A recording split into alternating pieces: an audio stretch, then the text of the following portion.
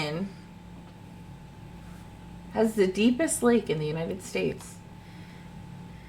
Huh. Wow. Oh, hi. Is that the fun fact? I guess that's our fun fact. Welcome back to Death Before Booze. I'm Sam. I'm Jen. Hi, Jen. And as Hi, you Sam. may have heard, as I might have recorded, I don't know. But a fun fact about, what is this? Oregon is it has the deepest lake in the United States. Oregon also has a lot of haunted places. Shanghai Tunnels. It definitely does. Witch Castle. Ooh. Kuhn Cinema. Kuhn Cinema. Kuhn.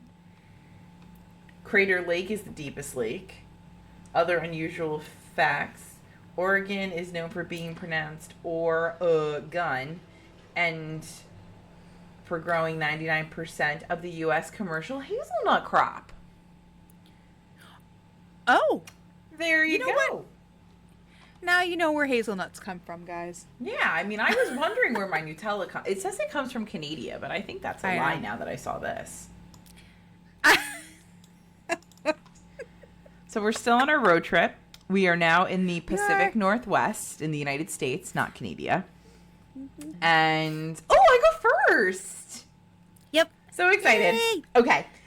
So I was going to do the Shanghai tunnels and then decided I didn't feel like doing the Shanghai tunnels because that was just way too much. So instead, I found this cute little state park called Cape of Disappointment. Oh my God, I'm here for it. I mean, how do you not when you see this? I was like looking Shanghai tunnels and I was like, everybody does it. Like, I'm still going to cover them. I just didn't feel like doing it right now. And then I'm like, what's like something weird? And Cape of Disappointment came up and I was like, oh, I'm intrigued.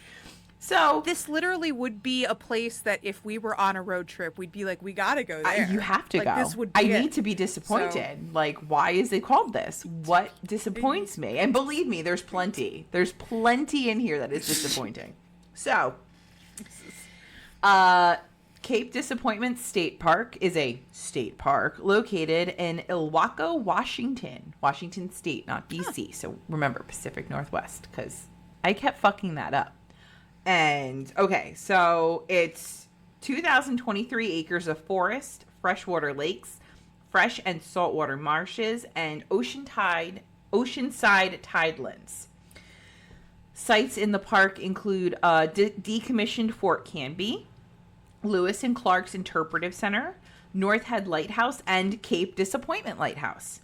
The amenities provided by the park are hiking and biking trails, camping facilities, watercraft, launch sites, picnicking facilities, and tours through the North Head Lighthouse, not the Cape Disappointment Lighthouse, because it's really old and they really probably should have decommissioned it like decades ago, but they still use it.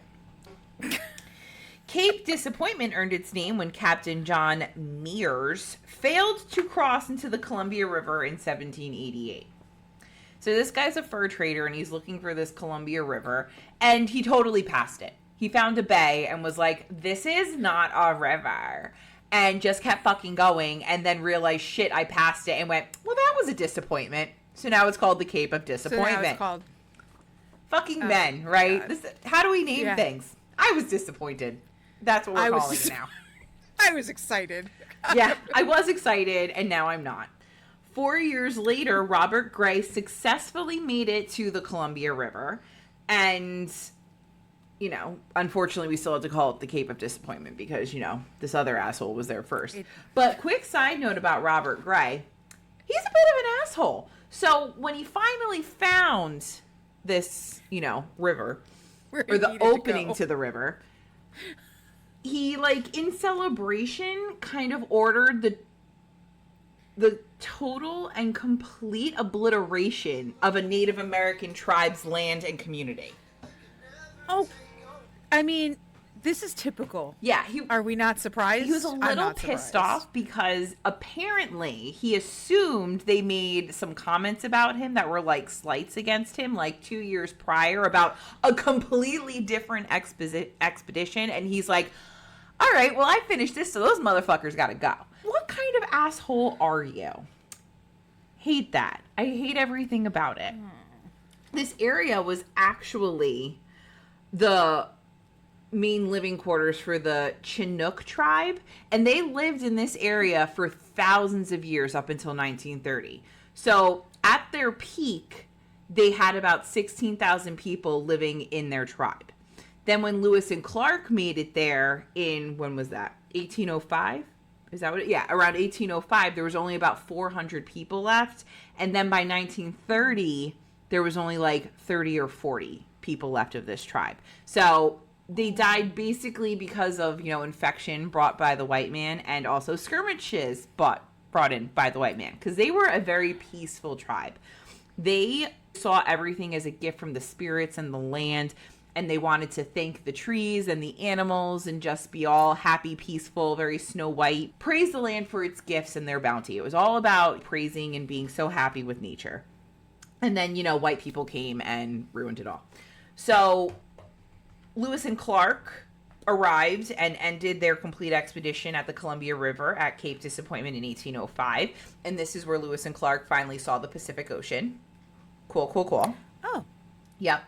And that's actually where they did the full counting of the Chinook tribe at the time. So that's where they were like, oh, there's 400 people in this tribe.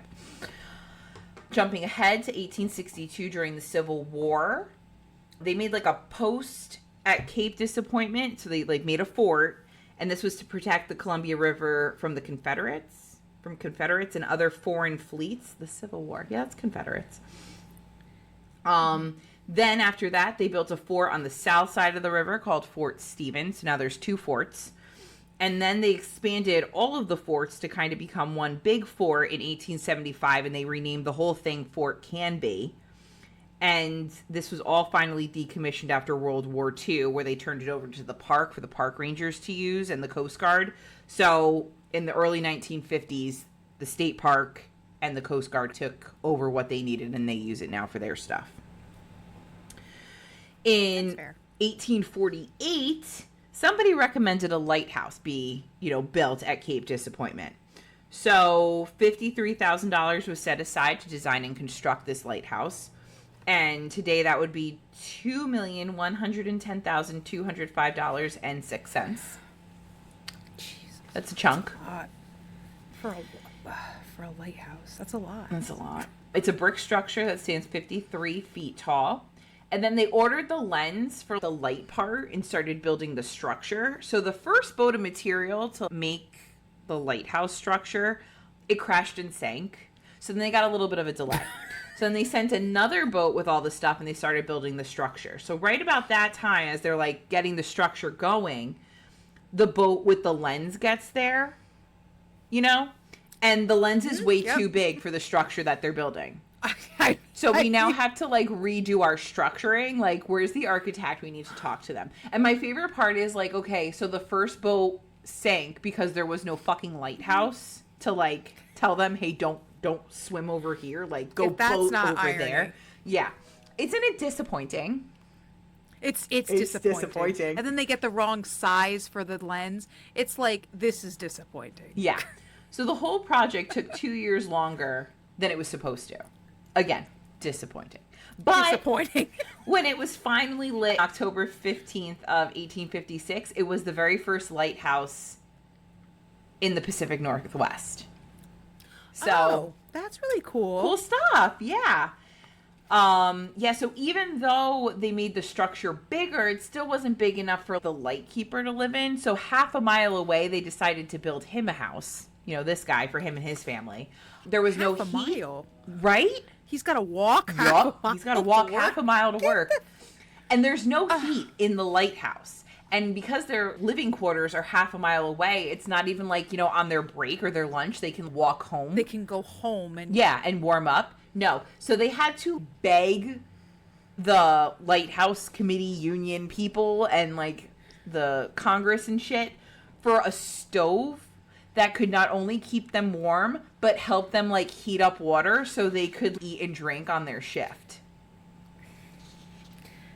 You shouldn't have to beg for normal regular amenities, things that you need, necessities. Yeah, that's what I was thinking of. That's the word. Yeah, I get it. Then next, there was a fog bell that was also built with this. So when there's fog, you ding ding ding ding ding. Well, The bell wasn't loud enough, so boats couldn't hear it over the waves. So it was kind of useless.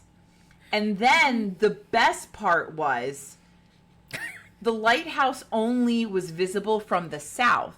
So if boats were coming down from the north, you couldn't see the lighthouse. So they would crash and have a problem. Now, is this the lighthouse that's named Lighthouse Disappointment? Disappointment. Yeah, Cape Disappointment Lighthouse. Yes, that's that one. That's that one. Yes. Oh, well, so this makes a lot of sense. Oh, yeah, but they fixed it because they built a second lighthouse like 2 miles away. Mm-hmm. So in 1898, they built the second lighthouse. This one's called the North Head Lighthouse. It's also made of brick, but this one is 65 feet tall. It also has 2 oil houses, a barn, and some outbuildings for like people to live in. Oh. Yeah, both of the lighthouses were automated in like the 60s and 70s, and both are still in use today. So like I said, they probably should have decommissioned the first one forever ago. But why? We built it. We'll just leave it there until it is completely decrepit and falls down. They spent a lot of money.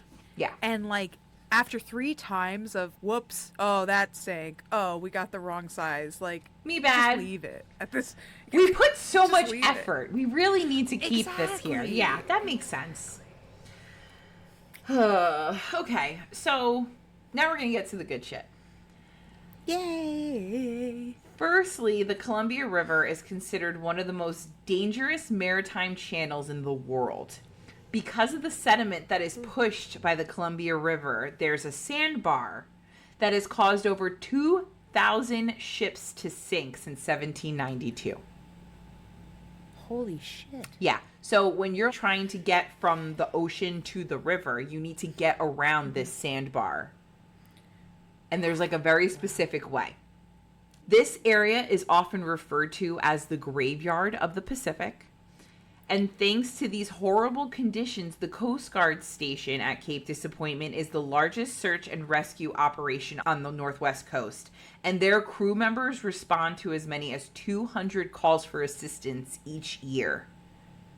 Jeez. So like even now, people still are like, dude, let me cruise down this thing, and it's a bad idea. Just don't do it. If you're going to go on one of those cool cruises, like Norwegians, like, hey, let's go down the Columbia River, maybe don't do it. Just don't. There's better cruises. Let's go to Mexico. I can go to Cancun, Aruba, like anywhere else.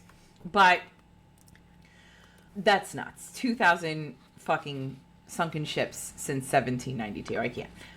Most of the reports that I've seen say it's a very popular area. This is a very popular state park. Like I said, there's camping, biking, hiking, all these fucking things you can do here. But if you go to this park, it's very rare that you'll see other people. So the campground can be completely sold out, and you can literally hike all day and maybe see a handful of people pass you. It's not heavily populated in the sense of there are throngs of people and you feel congested. It's such a big place that all these people can be here and you have no fucking clue. You still feel alone. But as you're hiking or sightseeing or doing your thing, most note a creepy feel as they're on the trails or walking through the forests. They feel they're being watched, they might be being followed, or they just aren't welcome. So the thought is that it could be the souls of the shipwreck victims, possibly Native American spirits from the tribes that lived there, or even disgruntled elementals who could be tied to the land for millions of years. So the gods and spirits that the Native Americans worshipped. And I mean, it's kind of like a poltergeist or anything like that. You can conjure negative energy at a point. So it could be that. I'm going to start at Fort Canby because unfortunately I didn't find much. I did see that apparently there's a haunted bunker. It used to be the old gun battery named Battery Francis L. Gunther. And a lot of articles mention that this is a haunted bunker and that people have known it to be haunted. However, they don't tell me how. They don't tell me why. It's not like, oh, there's audible footsteps. You feel foreboding. I can't get any information. Just this bitch is haunted. You want to find a haunted bunker, go here. Okay. And it's currently being used by the Coast Guard, so you actually need permission or access to go there. Like, we could walk up, but we'd still be like, hey, can I come in? You know, like, can I hang out? Like, what are you doing? Like, they don't just say, oh, look. But there are other bunkers that have been there since the Civil War that are completely covered in moss and vines, and like you have to go hunting for them. They have a map, and you like go hunting, like a treasure map, to go find these bunkers. So it's kind of creepy. Oh, that's cool. That there's cool, like a little map that you can go to, but it's it is very creepy. So there's all I could find about Fort Canby. Then there's Dead Man's Cove and Beard's Hollow. So in 1853, there was a terrible shipwreck, the Vidalia, and it killed all of the crew. The tide washed 9 bodies, like crew bodies, to Dead Man's Hollow. The captain's body, however, was found in what's now called Beard's Cove, a mile or so before Dead Man's Hollow. Huh. It's said that hundreds of bodies have washed up into Dead Man's Cove over, you know, all of these thousands of shipwrecks. But the only documented time was this specific wreck in 1853. So now eyewitnesses, you can't get to Dead Man's Cove unless it's low tide. If it's high tide, you're basically going to die. And it's very hard to get, the trail to get to Dead Man's Cove is referred to as treacherous. You know, it's very soft dirt, rocks move, there's not much to hold on to while you're going. So you need to be experienced if you're going here, and you need to know the tides, which means you and I would be dead within 10 minutes. I'm so sorry. I'm being honest. We're like, oh shit, the tide's coming in. Fuck. We're 12 hours late. Like, okay. Several eyewitnesses claim to have seen apparition of men in period clothes roaming the beach at the Hollow, or climbing the cliffs to get to North Head Lighthouse, because that's where this cove is. It's right before this lighthouse. Now our friends at Ghost Adventures crew have been here. Isaac Bagans here at the Dead Man's Hollow Cove, whatever it's called. So during their investigation, they were there while the tide was out, and it was nighttime, obviously. They had the thermal camera out, and Zach pans onto the rocks that are under the lighthouse, and he sees it. And I'll tell you, it does look like a humanoid figure, but he's like, I'm not going to call this paranormal because it could be matrixing, it could be a thing in the rocks. Like, everything was one color, and then there was like, it looked like a Head and Shoulders type thing. But but he was like, you know, I can't confirm that this is paranormal. Then with the same camera, they were looking out into the ocean, and they saw a light. And he's like, again, this could be a light from a boat. It could be a ghost light, but I can't confirm or deny it. And I'm going to tell you, this episode of Ghost Adventures was actually really good in the sense that, you know, he did say, I saw a humanoid figure, but I can't confirm it's that. I'm not going to call it paranormal. Like, you know, he was pretty even keel about it. So it wasn't like he was jumping on the, oh, it's gotta be something, and you're like, calm down. Is this the humanoid figure of a crew member from the Vidalia sinking in 1853, climbing and clutching his way to life on the rocks? Like, that did not happen, which I was very impressed with. Obviously, you know, he's grown. It's great. This is like, what season was this? I think it's like season 20. Season 20, episode 13, like, it's something ridiculous. They finally got their shit together and was like, dude, let's calm down. Then there's a cave on Cape Disappointment. So it's right before the Cape Disappointment Lighthouse. And this I found from TikToker at the Wind Witch. So she likes to go crabbing off the jetty in this area. And she would sometimes see a cave towards the lighthouse. And, you know, somebody who's crabbing or fishing, like, they know the tides. Like, this girl's smart. She's not us. She knows what she's fucking doing. She knows what she's doing. So she started telling people about this cave, and she kind of went, I bet I can go see that cave. Like, I bet I can get there. So she timed it for a specific time of year when the tides go out the most at low tide. And this bitch found this fucking cave. Like, she went. And she gets there, and she started taking pictures. And it wasn't so much to see, like, ghosts or anything. It was just kind of to prove, like, hey, look what I did. There's a cave, yeah. But while she's there, I shit you not, the pictures she took, she has over 11 orbs in one picture. And some of the orbs are in motion. Like, it's a still shot, but you can see, like, the tail of the orb. So there are two pictures. The first one has 4 orbs that are pretty stationary, and then the second one has 11 orbs, and 2, in my opinion, look like they are in motion. And again, this is all in that area of, you know, where the shipwrecks were.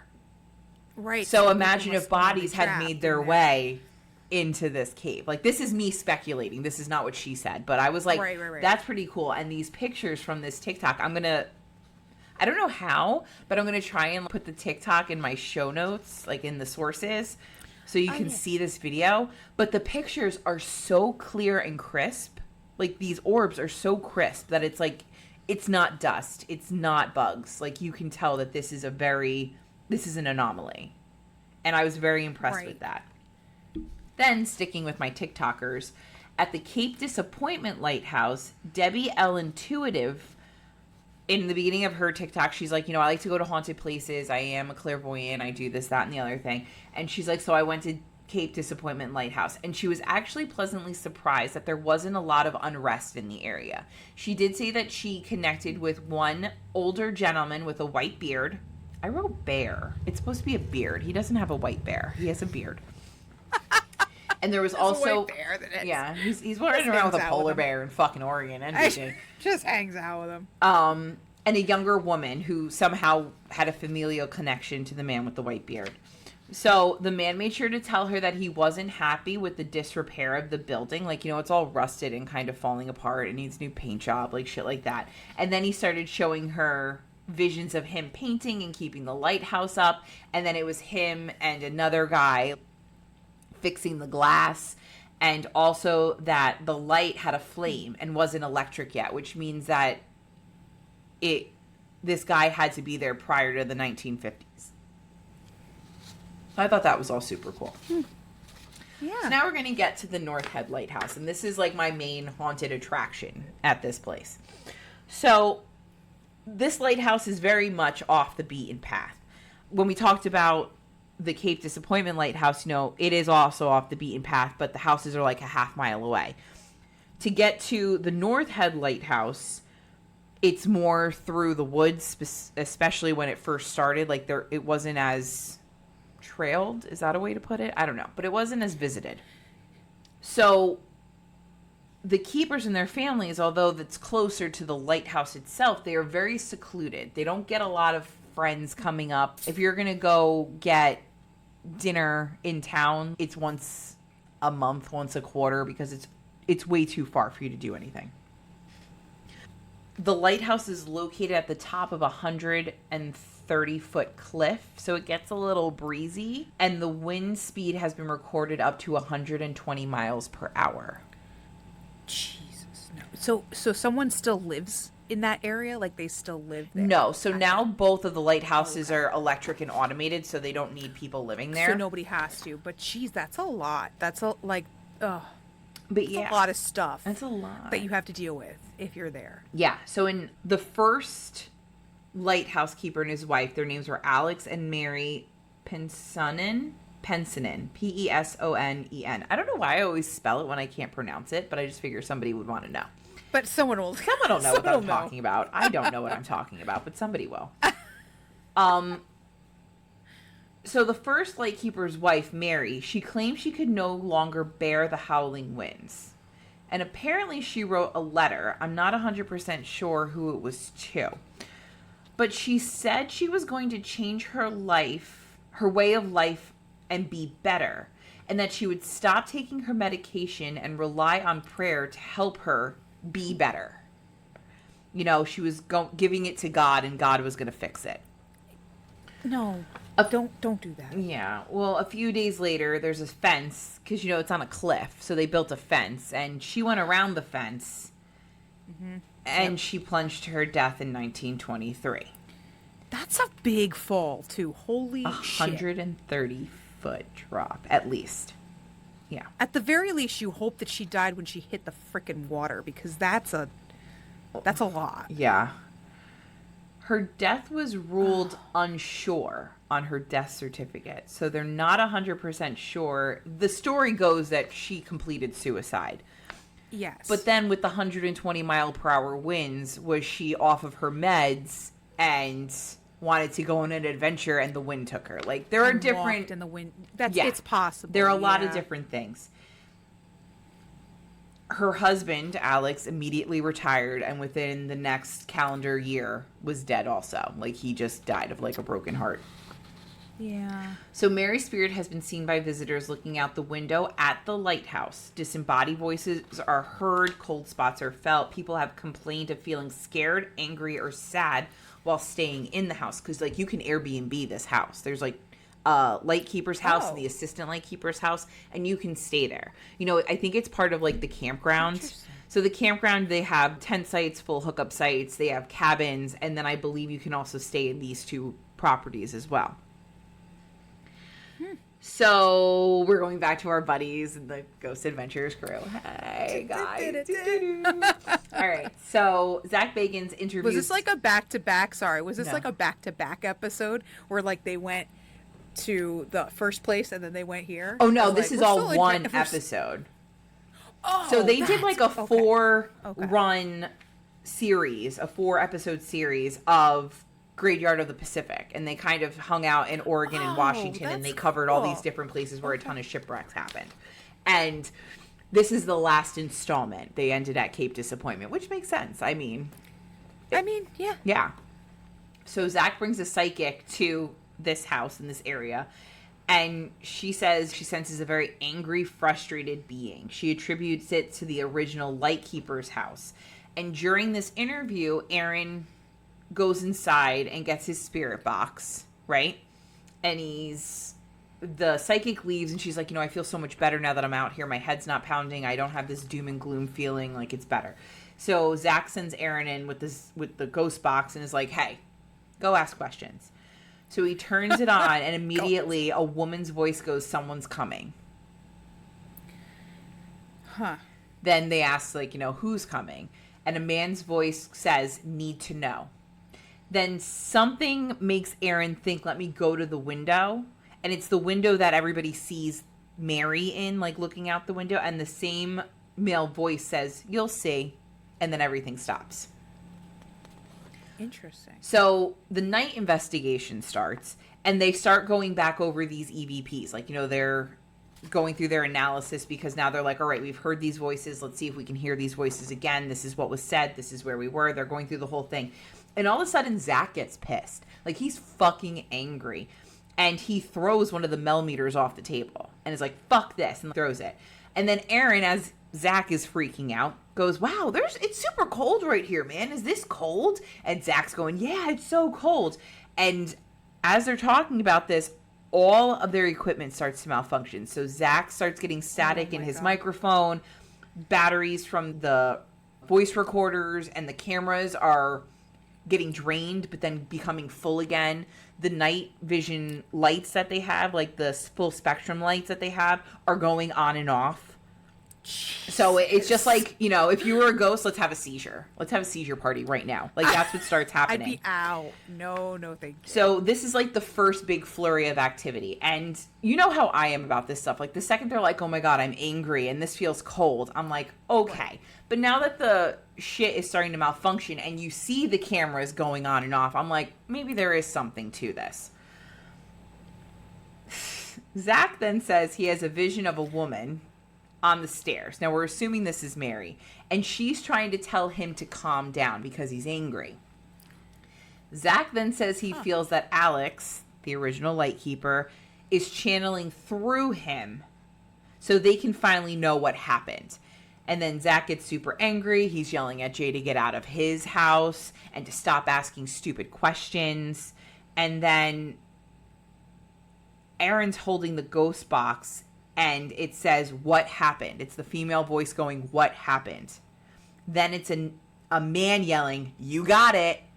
Like, because Zach kept saying, Alex is channeling through me. He's angry. And then it was like, you got it. Like, you're right. And I was like, that's kind of weird. But then Zach reprimands the spirit and he says, you cannot use me as a conduit anymore because I am not an angry person and I don't want to feel your anger anymore. And all I thought of was Bobby Mackey's in season 1 where he's like, did somebody just scratch me? Like, yeah, you're not angry. It's fine. But who the fuck am I? You know, this is how many years later now. I mean, he's off the roids. I don't know what to tell you.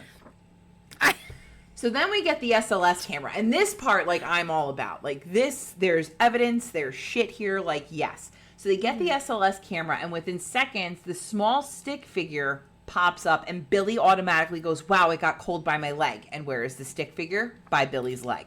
By his So I'm like, all right, we have evidence. Like, we're backing this up. Then the stick figure jumps on the bed. And as it jumps on the bed, and Billy's not the one with the SLS camera. So Zach has the camera, and it's facing towards Billy, who's standing in front of this bed. And Billy has the EMF detector, okay? So he's holding the EMF detector at, like, bed height. So now this little stick figure jumped up onto the bed, and the EMF detector spikes. And Billy's like, it got cold on the bed now. Like, what was cold down here is now cold up here. And this figure on the bed, it's not like a human stick figure. So usually it's like a triangle with 2 arms, 2 legs, and like a little line for the head. This one has the triangle in the middle, but it has like 3 sticks coming out of like sides of it. And then on the other side, there's this really long stick. Weird. And the only reason I'm bringing this up is because above that, over the bed to the side, is another humanoid stick figure. So there are 2 separate anomalies happening right now on this camera, and one is very different from the other. Yes. Okay. So what the hell is it? As the anomaly with the like the weird thing on the bed is there, it's moving like the long line. They kept calling it a tentacle. I don't know why. Maybe because we're in like, you know, a nautical type theme. I don't fucking know. But they kept calling it a tentacle. So it went with a tentacle. But every time it would move, the EMF detector would spike again.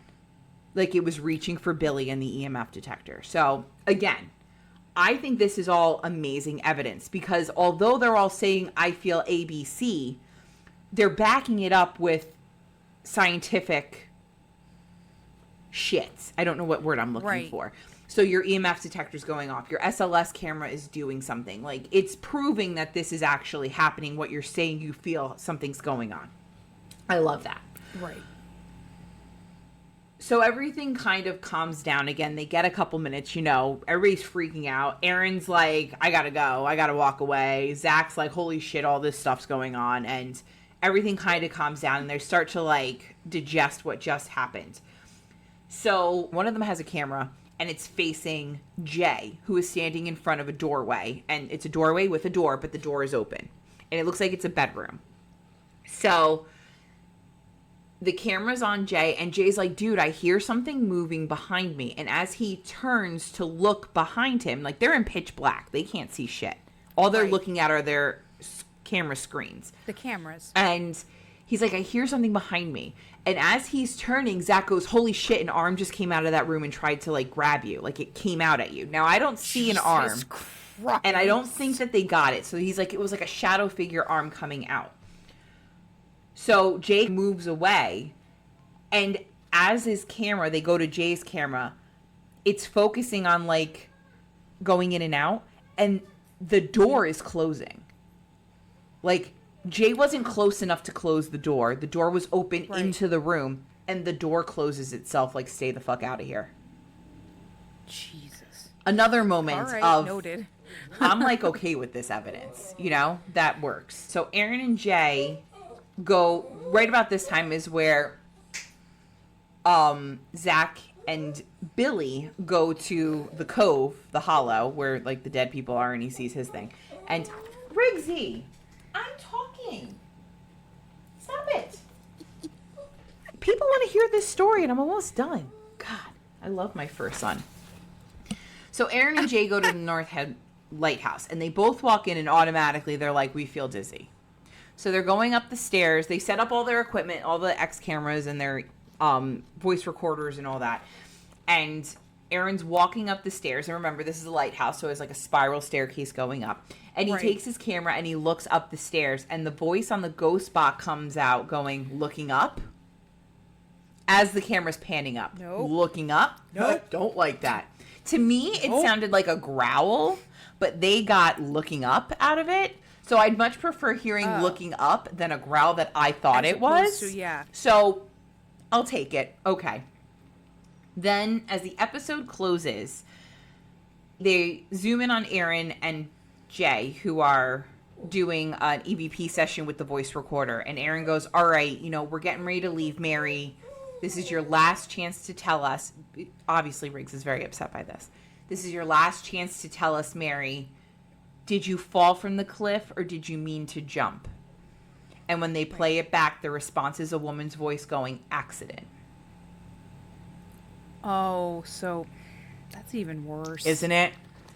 And that is my covering of Cape Disappointment State Park. Wow. There's a lot of disappointing things. The ghosts didn't disappoint. But the human architecture bullshit really oh disappointed my me. That God. was not great, guys. Like, what were we doing? Hello. I literally could see us like driving around and being like, "Oh, Camp Disappointment, let's go!" So Yeah, I'd be like, this is gonna be horrible. I can't wait. So I appreciate that story because that's a very like us place that we would visit. Now, so. here's my other question. Like, if we're going, right, we're like, let's go to Camp Disappointment. I bet it's gonna suck. If it really did suck, does that mean it's still a disappointment? Because it kind of was on par with what we thought was going to happen. I Can I be guess, disappointed right. if I It's not went like into we it going, expected. we're going to be disappointed? We're gonna be disappointed. No, you're right. It wouldn't be a disappointment. So That's just my thought. I was wondering that while you were saying it, so I had to verbalize it. I like it. Yeah. Okay, your turn. Yay! So we're heading to Delphi, Indiana.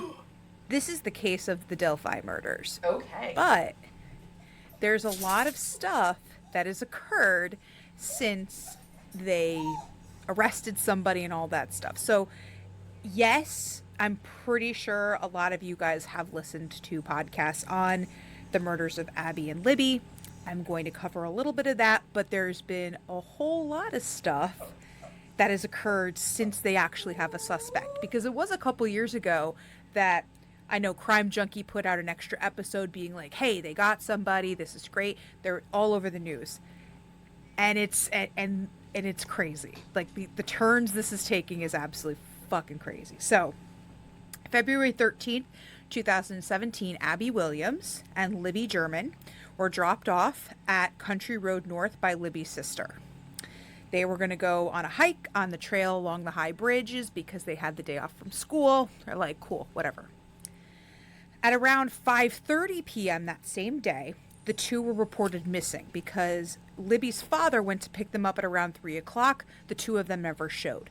So after the family searched a little bit, thinking, these are 13, 14-year-old girls, maybe they're just, Fucking around. usually they're very responsible, but maybe they're just like, okay, maybe they didn't realize the time, whatever.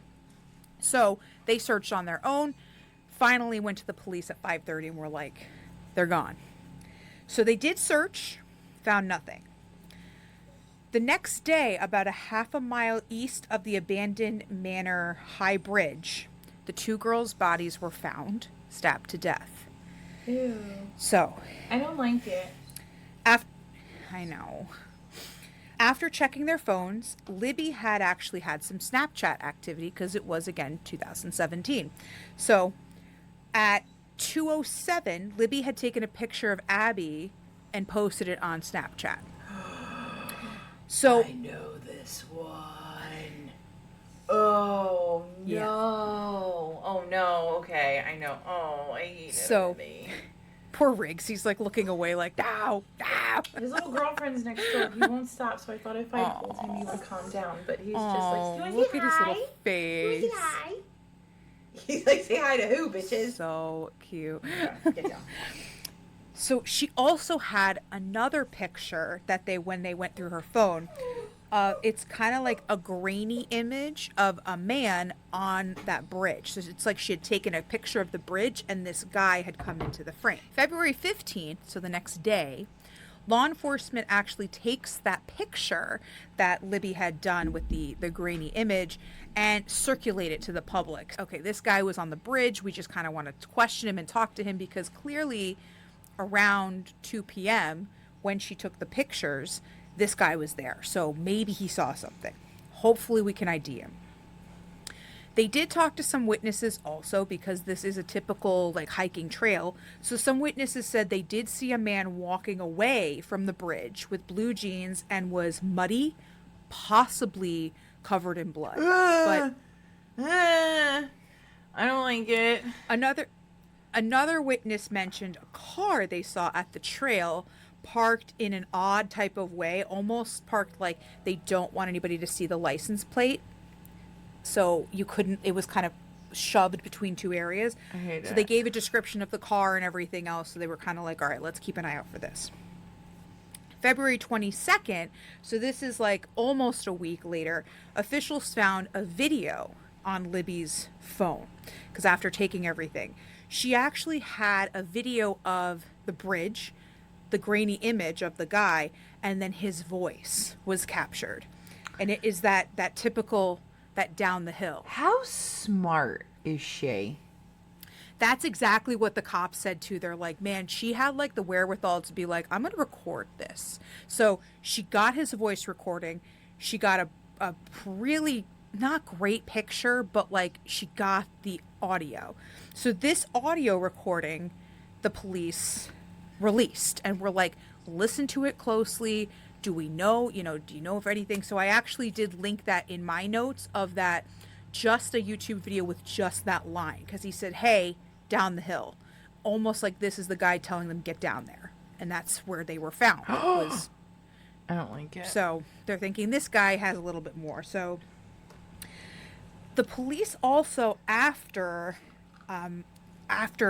releasing the video, said to the public they had additional evidence, but they're not releasing the details because they didn't want to compromise future trials, which I get it. I get it. However, people get frustrated when that stuff happens, especially because this case in particular, if we know this case, we know that it wasn't until 2022 that there was a guy actually arrested. So the fact that they kept evidence was frustrating. Ugh. July 17th, so like months later, a composite sketch was released. So they talked to witnesses and everything. The sketch was based on their accounts of this guy. After that time frame, it kind of went cold. So there were tips that came in, but there was no clear suspect. And of course, now we have, like they said, we have evidence. Well, where is it, and what can we do? So the families are getting frustrated. Totally get it. Yeah, it's their girls. I would be they're too. Teenage girls. April 22nd, 2019. So wow. Years jump. Another sketch was released, but this was different from the first one. Almost like they got other reports, or they kind of went back to other witnesses or something. So they also released this and the audio again, saying, hey, it's a new sketch. Keep an eye out because we have a feeling that this guy is hiding in plain sight. They're familiar with the Delphi area. So just keep an eye out. They also said they needed more evidence for that car, because the car that was identified, they said, we have everything.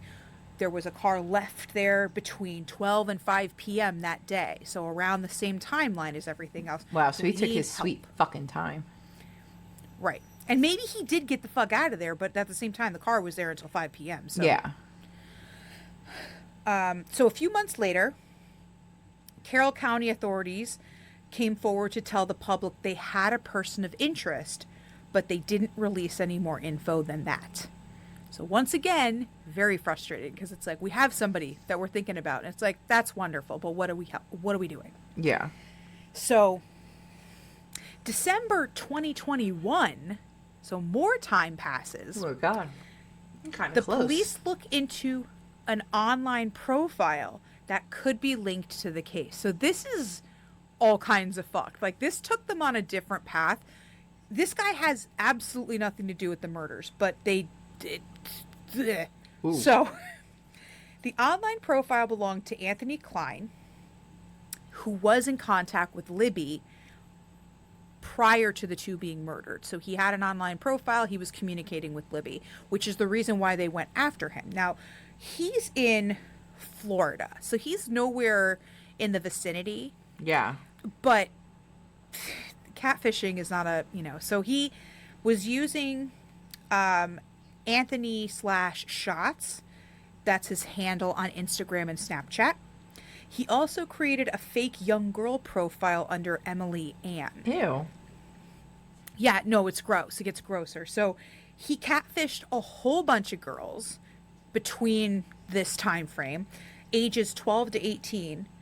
Said he started doing this, like talking to younger girls, because nobody actually responded to his profile, his dating profile, and he was frustrated. So he thought, let me make fake profiles and talk to young girls. Ew. Probably fucking chode. Ew.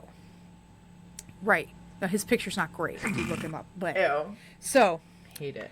not only was he asking these girls, like he was chatting with them, he asked, would you have sex with my dad? And then he'd show a picture of himself to these girls, the 12 to 18-year-old girls. Ew. Right?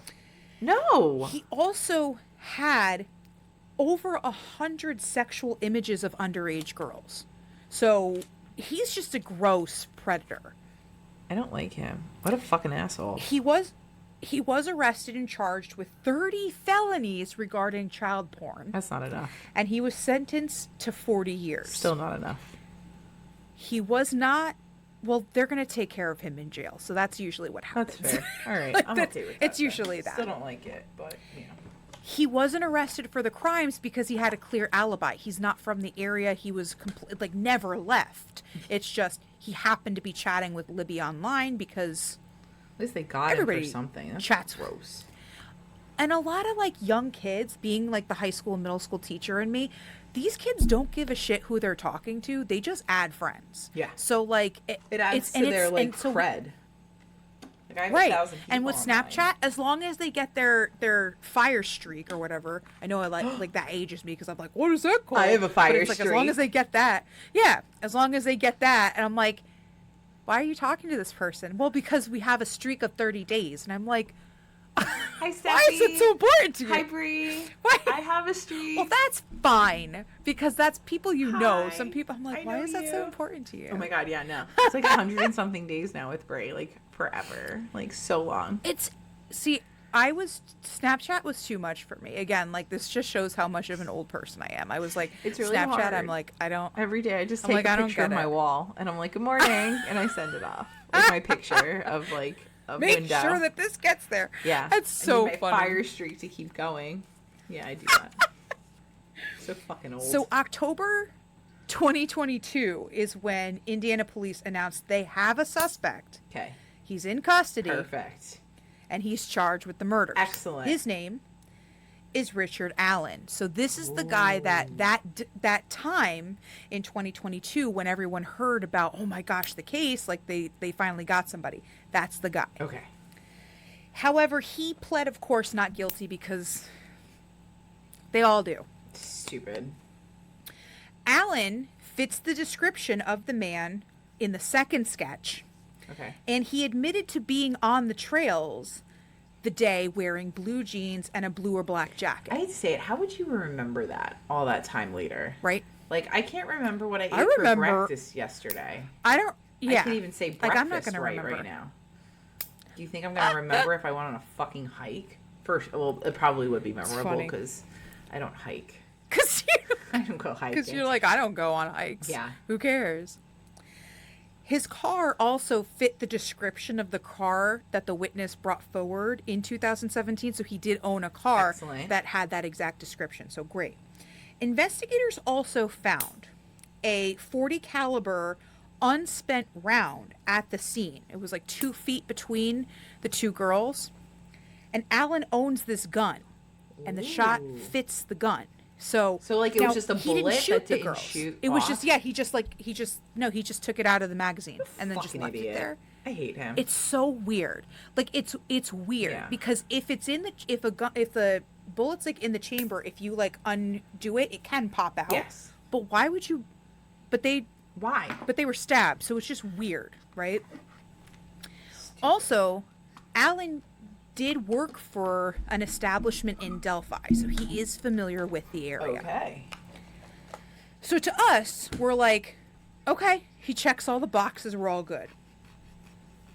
This is where it gets fucking crazy because all of this shit that I found out, I'm like, I wouldn't be surprised if he gets away because of all of this. Okay. So that's just how I'm going to say that. But November 29th, so a month later, the judge issued an order to unseal probable cause affidavit for Allen, which unseals all the documents that the police hadn't let gone to the right. So this is the evidence that they said we have it, but we're not going to. Got it. He said, I want to see open this that now. shit. Yeah, let's go. Open it. This is what showed the bullet ejection because this was at the crime scene, but they never mentioned the bullet on. Well, why in public would you if because there was no? The girls were Yeah. stabbed, so it's just Why add fuel to the So fire? in January 2023, the court prohibits officials and family members from leaking information about the case to the public. Gag order. Don't say shit. Okay. All the while, I would not be able to be quiet. I know what you. I would not. I'd be like, hold on. I need to just tell all my friends on Instagram. Let me just Snapchat this Right. to Brie and Steffi because, it's on my streak. Like, I would not be able to be quiet. I have a streak. I have Like, a streak. I have to tell people. And like, it's just so strange because I understand why, but at the same time, you can't just be like, hey, family members, by the way, don't fucking talk about. I get it. It's a protocol, but how do you I'm sorry. maintain that? Like, it's like when how they do do that to the jury people, you'd have to sequester me and take my phone. Right. Like, there would be no Right. fucking way I could keep my mouth shut. I would walk out of the jury box being like, guess what the fuck this I asshole know. did? Like, I would be that person. Putting on my coat, So, like, holy shit, Jen, I gotta tell you what the fuck just happened. see, I'm good at keeping secrets, but if it's really good, like, I'm going to There's tell always at least a one couple people, or two you know? people you tell everything to. Yeah, Always. you have to tell. you Because you're like, I yes. can't. I can't keep this to me. So, Allen's attorneys have tried to get the trial moved from Carroll County because they're like, it's a media thing. He's being mistreated in prison, blah, blah, blah. And when we say, oh, you're mistreated in prison, I'm sorry. Do they not give you the food that you wanted? Here's how he was mistreated. So to just give a little bit This of... better fucking be like the best thing. Like, it better be a legit excuse. I'm so sorry. If you killed two girls by stabbing them, you better honestly, fucking, have a really good honestly, fucking that's excuse. what I thought too. I was like, this better be fucking good. He was kept in solitary for 3 months. Okay.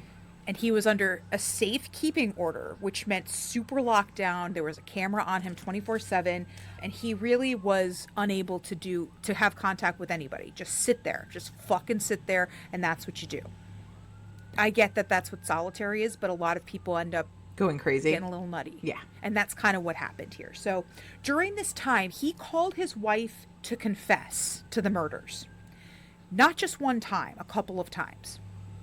Okay. The details of these calls are included in the unsealed documents, but when prison psychologist checked in on him, she was like, he was going through a temporary psychosis because he met with her. He admitted to her multiple times that he committed these crimes. He would run into walls and bang his head repeatedly against walls. Okay. He was also tranquilized quite a bit Okay. by the guards. Well, they had stopped this from also running into could- the walls. I know. Stop hitting the If wall. you would stop using your head as a battering ram, we wouldn't have to trank you. Right. Like, just Exactly. sit down. Just sit down. Just sit there. But this kind of also led to the more bizarre state. So when they were saying, well, he confessed.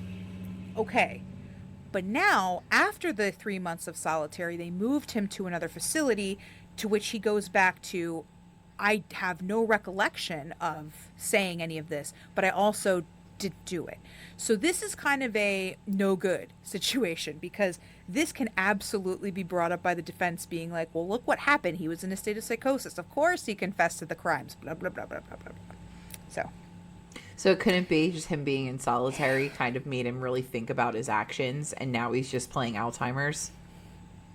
You know what? That's a possibility. And honestly, I really want to go with that one because I have seen so many fucking cases where people are like, well, he was under psychosis. And they're like, all right, you know what? That's I'm fair. under The police fucked up, psychosis, okay? Fuck my life. So, They have stress. Okay. yes.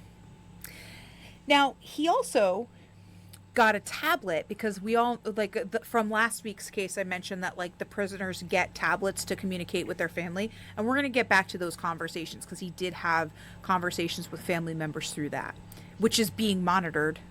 People are stupid. Now, September of last year. So, oh, shit. Okay. The defense started to get a little bit creative, but also very stupid. So, they release a theory that a mix of cult members are responsible for the deaths of these two girls. Cult? I'm going to tell you all about the cult. I'm going to tell you all about it. Is this the lizard people who live in the streets of New York? Bizarre. No, but I wish it was. How great would that be if, like, they had, like, a satellite group of lizard people living in the sewers of Delphi? Oh my God, so funny. Like, yeah, bud, here we go.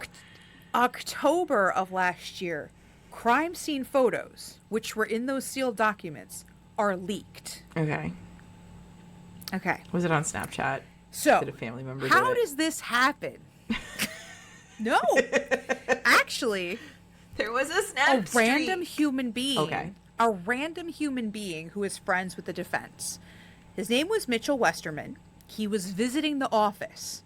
And while they stepped out, they had all of these pictures on their desk. And he just went, all right, took some pictures, posted them on social media.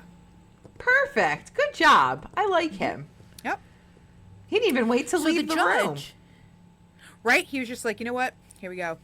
The judge tried to remove the defense attorneys because they're fucking incompetent. Like, what the fuck?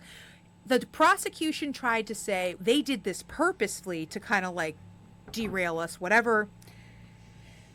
The Indiana Supreme Court reinstated the lawyers, and they weren't held in contempt, even though the judge did say he found them, quote, sloppy, negligent, and incompetent when handling evidence. So, he didn't mince words. Good times all around is basically. So I am very disappointed in you. See what I did? Like, I'm running full circle. There it is. So disappointed in you. So the past few months, because they continue to get his trial pushed. It was originally he was supposed to have his trial in May. They pushed it. So he's supposed to have his trial in October. But now they're kind of getting ready for the trial, so they're having trial hearings. So the defense is really, really trying to highlight Alan's psychosis and also the theory of this cult. Now, this cult is called Odinism. Odinism. Like the Norwegian god? Like the Norse gods. Norse god? Yes. Odin, okay. They are a group of people that worship the Norse gods, Thor and Odin. Okay. I mean, they wear pendants of Thor's hammer. Him too, right? I mean, I'm okay with that. They meet for rituals in the woods. They drink from a communal horn. They recite ancient poetry, and occasionally, they sacrifice animals to please the gods. Now, when you look at this cult, you're like, it was very okay. It was very Catholic up into the killing the animals part. Yeah, right. I mean, but we do that on Sunday in church, but hey. Oh my God.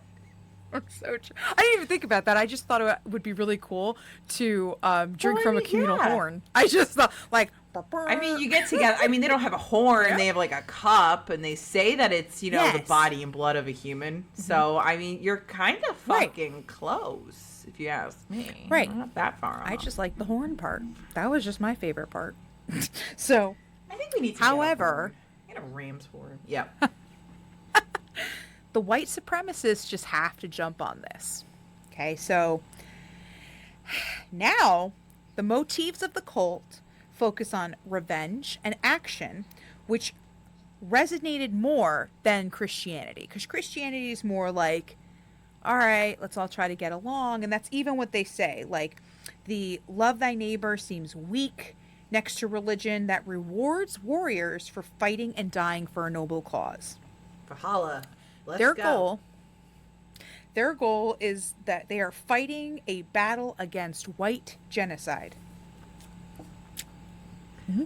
Okay, Yeah. wait. I'm so sorry. I might have gotten Nope. a little caught up with Nope. Chris Hemsworth here. So we How went does this from Odinism. Uh-huh. Yep. Is this like an actual cult, or did we just make this up? Yes. No, if you look it up, it's Odinism. Mm-hmm. Okay, there, so there was Odinism someone is in an actual Kansas who thing. killed people because of it. Mm-hmm. Okay, let's put a pin in that one because I need to know more about that.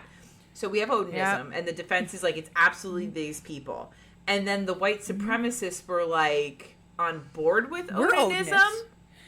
They claim that they're Odinists.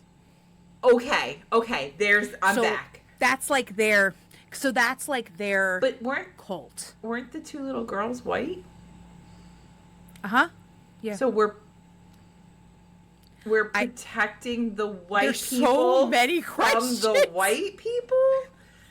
Why are we sacrificing the white? Like, I don't want anybody to get sacrificed. That came out wrong. But like, if you're a white supremacist saying that we're watching out for the white people, why are we killing the white people? Make it make sense. That's a great question. So, the defense claimed that there's two groups of Odinists who committed these crimes. One is from Delphi and the other is from Rustville, and they need to be investigated. Okay. Mm-hmm. There were multiple ritualistic symbols at the scene, including how Libby's body was positioned. All right. And during the trial, they brought in an expert, okay? Her name is Dawn Perlmutter. She wrote a ritualistic crime scene investigation book. So that's her expertise on this. Time out. And she is says, it a real book or is it an Amazon self-published book? Not that they can't be real books, That- but you know what I mean. No, I know what you mean. And that is the question. Because I didn't even look it up because I was like, I can't stomach this right now. Okay. She said there is zero doubt that the bodies were staged. The branches resembled symbols. So she was like, this is absolutely ritualistic. This is absolutely has to do with Odinism. Girl, stop watching the Blair Witch Project. But the prosecutors came back to say, okay, you're only seeing a limited view and only part of the evidence. Plus, the defense didn't say like, hey, these people are Odinist. Where did they come from? Where are they? What's the connection? Where were they at the scene? Exactly. Is there like a fingerprint they're we like, missed? we Did somebody take a shit and we did some DNA testing?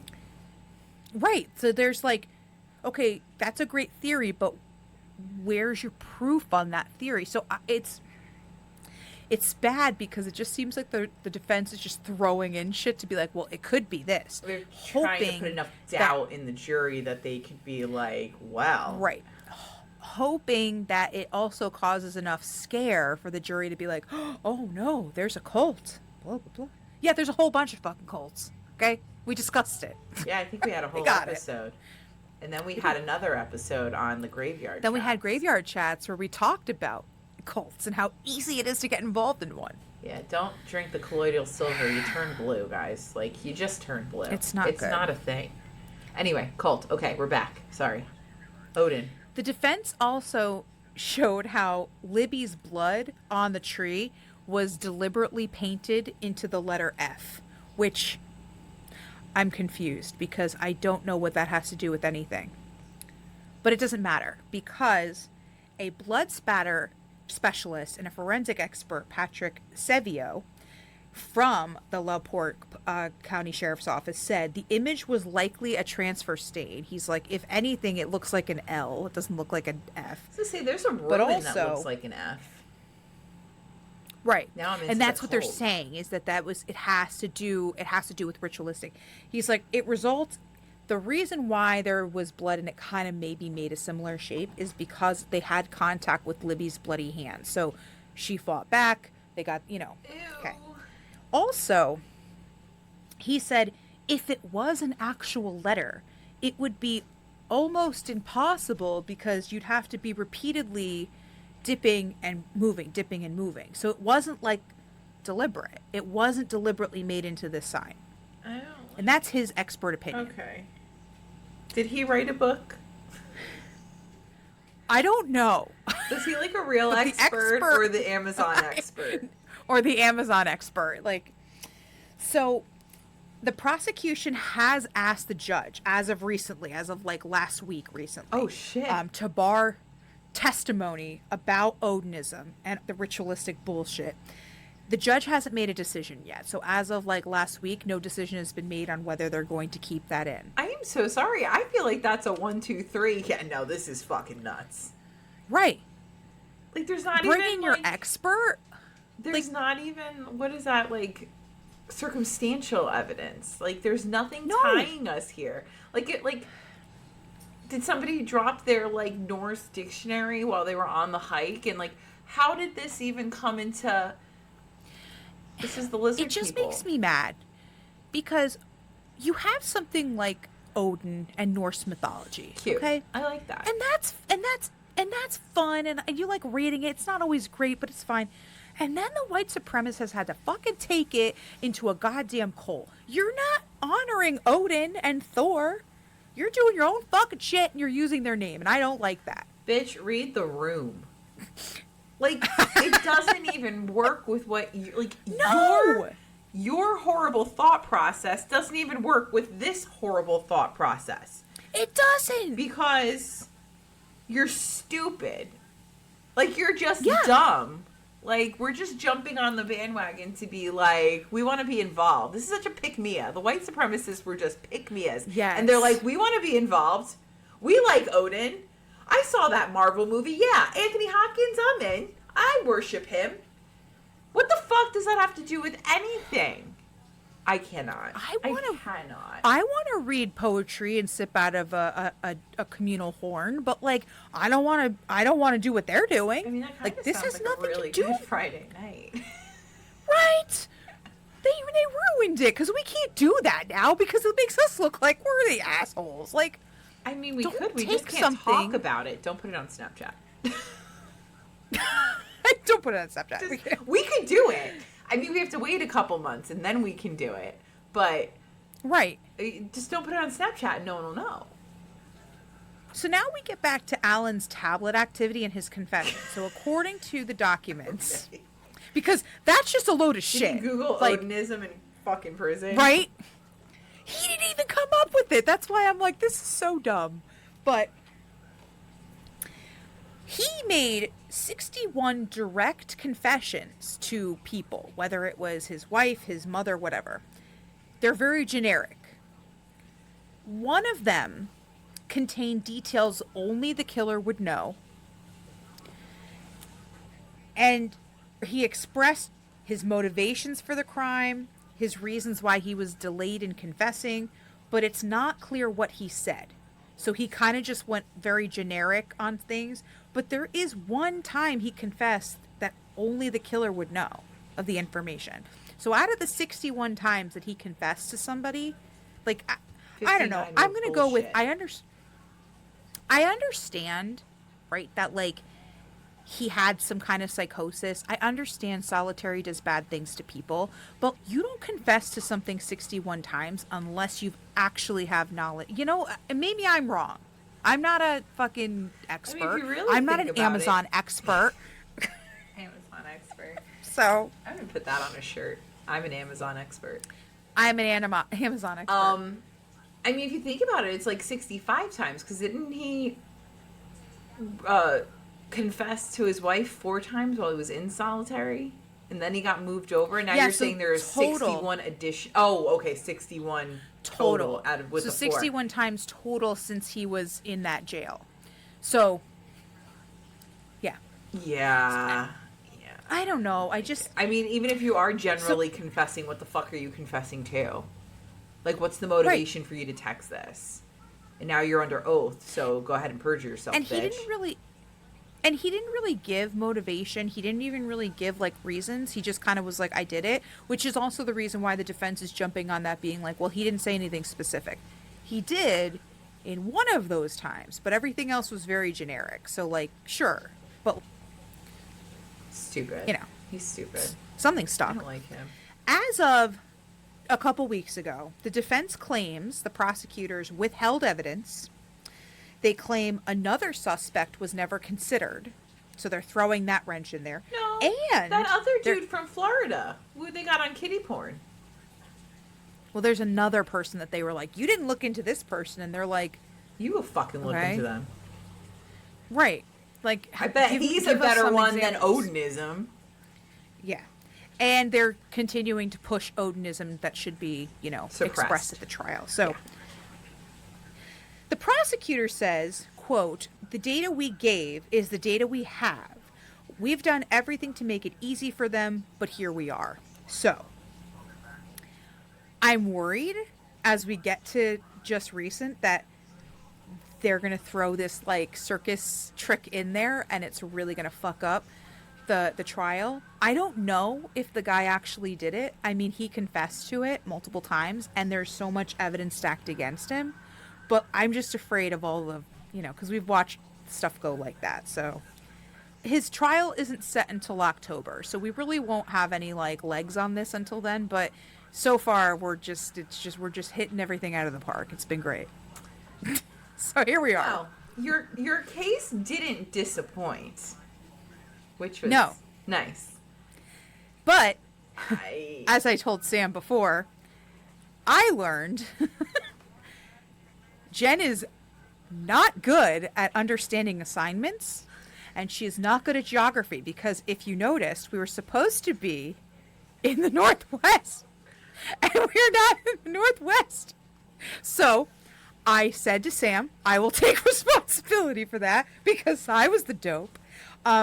But I really got excited about it, and I was like you know what? I probably got sidetracked because Odinism. the first thing that popped up was Odinism, and I was like, I gotta fucking find this out. Yeah, So- no, I can see why you would run with that. But I totally But get you're it. right, listeners. If you're like, this doesn't. No, you're right. You're right. Indiana's Jen in is the still in Midwest. the Midwest. Jen's still there. I tried Sam to be forgot so to take her with her. sweet about it too. I was like, can we just pause for like a second? Because And I was like, holy shit, you're right. And I was like, what an asshole, because I'm so bad at geography. But also, I really think I just got sidetracked. So I'm going to take it as I stayed in the Midwest, Sam continued on, and Jen missed the bus. So I'm still hanging out. I miss you. I can't wait till next week when you're back with me. It'll be so great. I know. So No, excited. next week I'm in that area. Next week I promise my case is in that area. This week I'm like, I'll own it because I'm an I fucking asshole. love that though. Oh my god. Yeah. Yeah. So that's the one thing I learned this week. I learned about Odinism and how close it is to Isn't it fucked? Catholicism. That's kind of weird. But how? But it's not because it doesn't. It's not because it doesn't focus on. It focuses on revenge and getting. I'm like, Bitch, have you read the Bible? That's. Thank you. That's exactly what I Have said. you read the I said, Have you Bible? read? Like, I've read Have you it. seen? I've read multiple versions of said Bible. It's Love, not love great. thy neighbor Is like love thy neighbor is definitely a phrase that like You see it yes when you're in twice. church that's what they say, yeah. but it's really not like have you like people who and again Love thy neighbor I'm not- until it doesn't work for you, and then do what Until, you like- want and beg until for like forgiveness. you get upset and exactly so like I saw a thing. The I other just am day. very upset. I might have mentioned this before. I saw like a meme or whatever, and it was like everybody's like the devil's so bad, fuck Lucifer, and then like if you do like a track Right. count, Lucifer killed 3 to 5 people, and God killed thousands upon thousands, not including the flood. And I'm like, I was gonna get say it now. including the flood. no, not including the flood, like post flood. Like I get it. I understand why people Yeah. look at it and are like, you guys are fucking weird. Like, I get it. Yes. Yeah. So yeah. But thanks for Sorry, stopping guys. by. Make sure you join us next week. If you want to hear all the other crazy content and the bloopers from today's episode and other episodes, join our Patreon. You can get there from our website, deathbeforebooze.com. Just click on Patreon. If you want to get our new I'm an Amazon Expert t-shirt, go to our merch site. Also, you can get that through deathbeforebooze.com. Follow us on social media. Rate, review, subscribe on Spotify and Apple Podcast or iTunes, whatever it's called now. And then when you watch us on YouTube, make sure you rate, review, subscribe, content, and hit the bell so you know when we're giving a new episode. Yeah. I think I'm done now because my face hurts from smiling. I did all of the reels. I've been putting up some more extra content on YouTube. So yeah, you'll get some notifications. It'll be fun. Woo woo! All right, see you next week. Love you. Bye. I love you guys. Stay spooky.